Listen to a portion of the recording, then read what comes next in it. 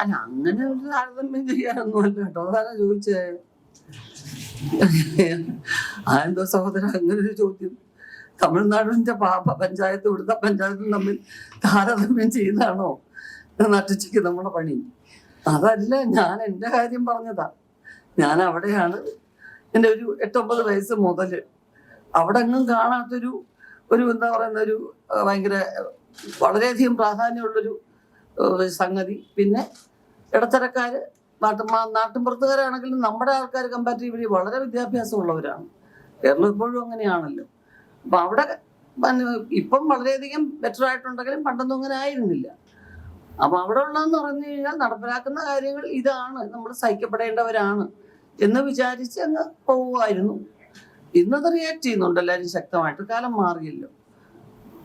അപ്പോൾ അങ്ങനെ ഞാൻ നോക്കുമ്പോൾ എൻ്റെ ബന്ധുക്കളെ ഞാൻ നാട്ടിൽ വരുമ്പോഴൊക്കെ ഇവിടുത്തെ പഞ്ചായത്തിന്റെ കാര്യങ്ങളൊക്കെ അറിയുകയൊക്കെ ചെയ്യുമ്പോൾ ഒരു ചെറിയ അത്ഭുതം അന്നൊക്കെ ഉണ്ടായിരുന്നു.